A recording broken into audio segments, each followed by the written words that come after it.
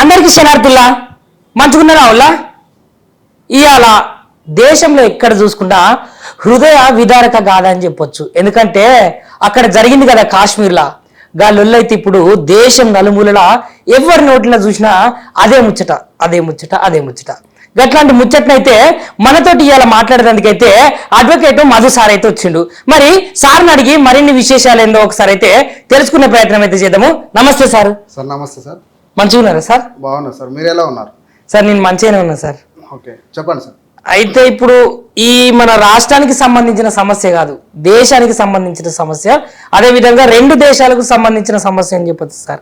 మరి ఆ సమస్య ఏంటంటే ఇప్పుడు కాశ్మీర్ ఉంది కదా, కాశ్మీర్ దగ్గర పహల్గావ్ అని ఒకటి ఉంటుంది. అక్కడ ఉగ్రమూకలు హిందువుల పైన దాడి చేసిన విషయం అయితే మీకు తెలిసింది కదా సార్. సో దాని గురించి మీరేమని చెప్తారు సార్? మన దేశ ప్రాథమిక సిద్ధాంతం, doctrine of our nation is no attack policy. ఎవరిని కూడా బార్డర్ దాటి మనం అటాక్ చేయకూడదు, అది మన యొక్క దేశ పాలసీ.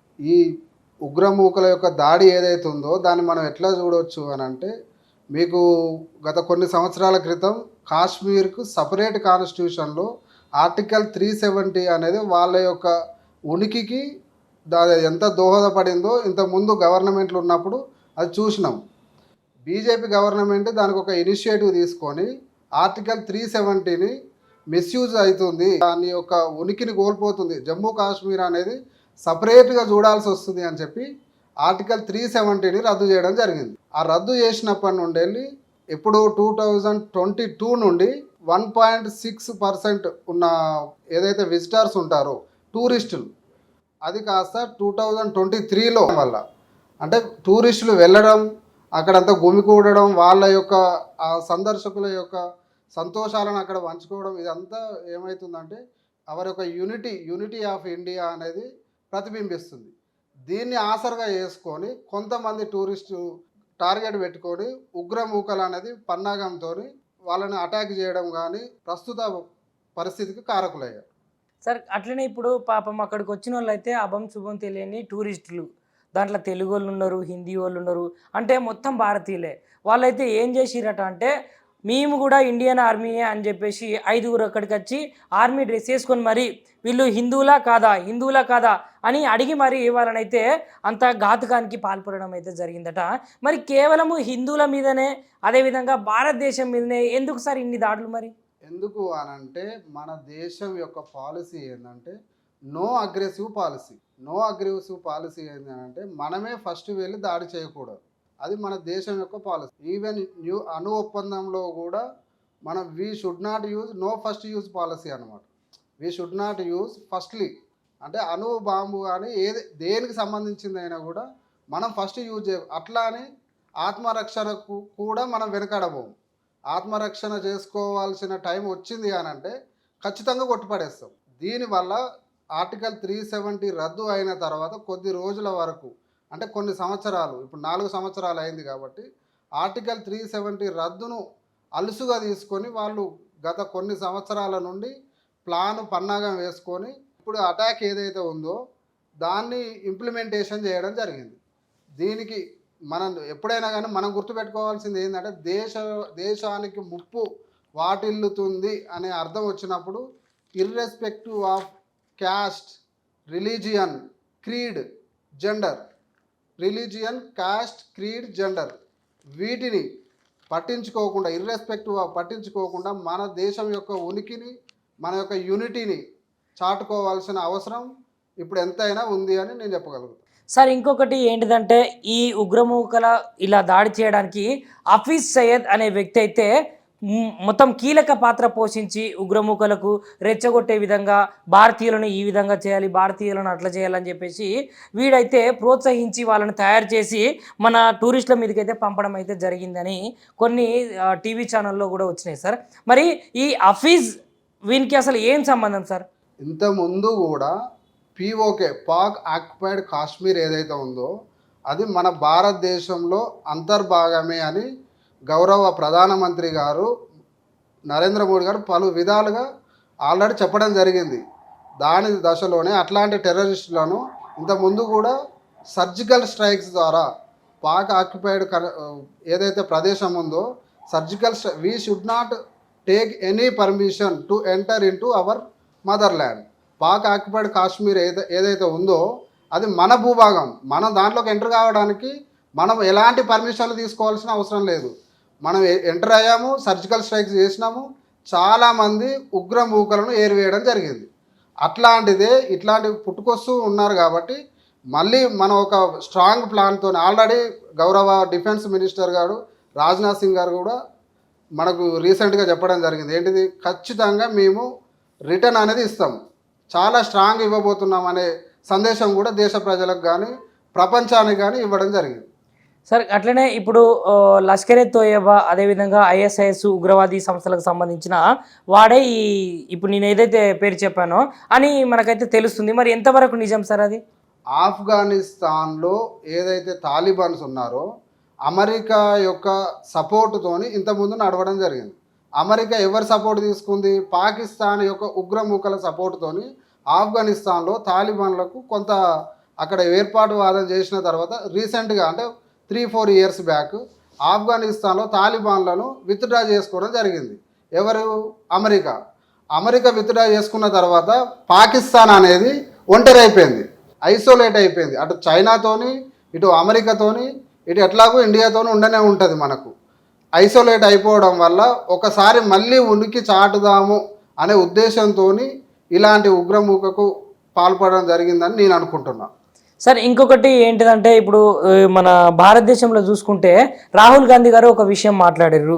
ఏంటంటే సైన్యాన్ని కట్టుదిట్టం చేయడంలో భారత ప్రభుత్వము విఫలమైంది, నరేంద్ర మోదీ గారు విఫలమయ్యారు. ఆ యొక్క సైన్యం అనేది అక్కడ కట్టుదిట్టు చర్యలు చేయనందుకే వాళ్ళు వచ్చి ఇక్కడ ఉగ్రదాడికి పాల్పడ్డారు. కాబట్టి నరేంద్ర మోదీ గారి ప్రభుత్వం అయితే విఫలమైంది అనే విషయాన్ని అయితే చెప్తున్నారు సార్. ఇప్పుడు ఇది ఏదైతే ఈ సమయం అయితే, ఎందుకంటే ఒక ఉగ్రమూకల అటాక్తోని ఒక 27 మంది క్షతగాత్రులు అయ్యారు అనేది ఇది చాలా చాలా మనం అందరం చింతించాల్సింది. మనం అందరం వాళ్ళకు మన యొక్క సానుభూతి తెలపాల్సిన సమయం ఇది. ఇలాంటి సమయంలో ఎవరైనా కూడా irrespective of parties what ever, అది ఏ గవర్నమెంట్ ఉన్నా, ఏ గవర్నమెంట్ అపోజిషన్, ఎవరైతే పార్టీస్ అపోజిషన్లో ఉన్నా కానీ వాళ్ళు ఇట్లాంటి రాజకీయ పరమైన కామెంట్లు అనేవి చేయడానికి ఇదైతే సందర్భం కాదు. ఇప్పుడు రేపు వేరే గవర్నమెంట్ రావచ్చు, మేబీ అక్కడ కూడా అటాకులు జరగచ్చు. ఏదైనా జరిగినా కూడా దేశం అంతా యూనిటీగా ఏకదాటిపై వచ్చి మన యొక్క ఉనికిని, మన యొక్క యూనిటీని, ఐకమత్యాన్ని కాపాడుకోవాల్సింది, చూపించాల్సిన అవసరం ఇప్పుడు ఉంది. ఇప్పుడు అట్లాంటి పొలిటికల్ కామెంట్స్కు చేయడం అనేది చాలా ఇట్స్ అన్ఫార్చునేట్ సిచ్యువేషన్. అట్లాంటి సిచ్యువేషన్ మళ్ళీ రాకూడదు. అది ఎవరైనా, రాహుల్ గాంధీ అయినా ఇంకో ఎవరైనా కూడా అట్లాంటి అన్ఫార్చునేట్ కామెంట్స్ అనేవి అది మనం వాళ్ళ మీద అది వాళ్ళకి విఘ్నతగా వదిలేయాల్సి ఉంటుంది. అది వాళ్ళ యొక్క it's not a mature politics.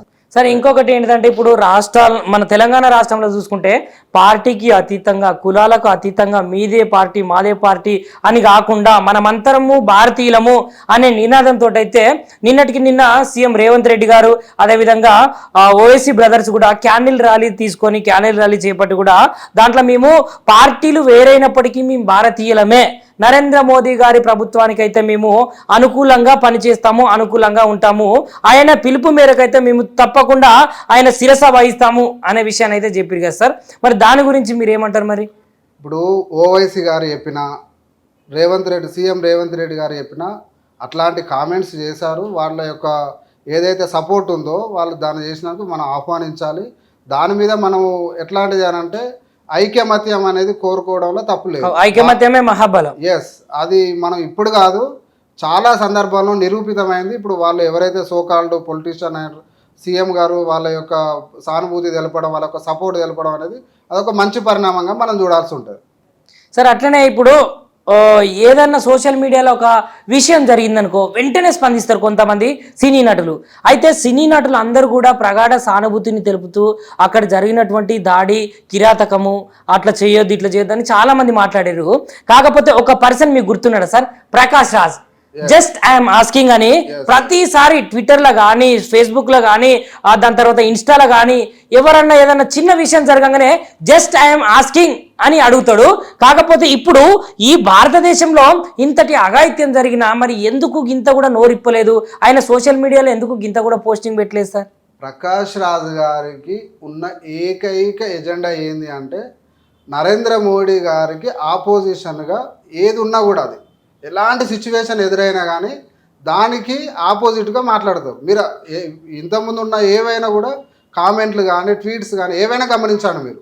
ఆయన హిందుత్వానికి ఎప్పుడైనా కూడా హిందుత్వానికి ఖచ్చితంగా ఏదైనా అపోనెంట్గానే ఉంటారు తప్ప అది చాలా సందర్భం. ఇంతకుముందు కూడా పవన్ కళ్యాణ్ గారు ఏదైతే సనాతన ధర్మాన్ని ముందేసుకొని దాని అంటే అతని యొక్క అవసరం వచ్చింది. తిరుపతి లడ్డూలో కల్తీ జరిగినప్పుడు కూడా అతను పవన్ కళ్యాణ్ గారు కూడా అతని మీద అతని సిల్లీ కామెంట్స్ అది చాలామంది ఎంత హేట్ చేసినా కానీ వాళ్ళ యొక్క ఫిల్మ్ ఇండస్ట్రీలోనే మాకు అధ్యక్షుడిగా ఎన్నికైతే ఓడిపోయిన ప్రకాష్ రాజ్ గారు అతని కామెంట్లను మనం సీరియస్గా తీసుకోవాల్సిన అవసరం లేదు. ఎందుకు అని అంటే ఏదైనా కూడా అది హిందుత్వం కావచ్చు ఏదైనా కూడా కావచ్చు ఐకమత్యంగా ఉండడం మంచిది. అది దాన్ని విస్మరించి ఆయన ఏదైతే కామెంట్లు చేయడం కానీ అదొక తీట అనేది ఉంటుంది కదా, మన తెలంగాణ భాషలో తీట అంటాం. ఆ తీటతోని అది అప్పుడప్పుడు కామెంట్ ఎందుకంటే వార్తల్లో నిలవాలి కదా, అట్లాంటి స్టార్స్ ఏదైతే ఉన్నారో అప్పుడప్పుడు అట్లా వచ్చి 2-3 ట్వీట్లు వేసుకొని పోయి ఎందుకంటే 4-5 రోజులు ప్రచారంలో ఉంటుంది. దాని గురించి టీవీ ఛానల్స్ కానీ అవోటి ఇవోటి మాట్లాడుకుంటాయి. వాళ్ళ యొక్క ఉనికి జస్ట్ అట్లా వచ్చినాం మేము ఉన్నాము మేము సమాజంలో ఉన్నాము బతికే ఉన్నాము అని నిరూపించుకోవడానికి మాత్రమే ఆ తీటతోని చేసే వాళ్ళ యొక్క దురుద్దేశమైన ఆలోచన అది. ఏదైతే ప్రకాష్ రాజ్ గారు చేసినా ఇంకోరు చేసినా కూడా ఏదైనా ఇది సందర్భం కాదు కదా, ఇది అనేది సందర్భం కాదు. ఇప్పుడు దేశం ఐకమత్యంగా ఉండాల్సిన సందర్భం కాబట్టి వాళ్ళని అంత సీరియస్గా తీసుకోవాల్సిన అవసరం అయితే లేదు. షేర్ చేయరి, లైక్ చేయరి, సబ్స్క్రైబ్ చేయరి, మర్చిపోకుండా గంట సింబల్ అయితే ఒత్తురులా.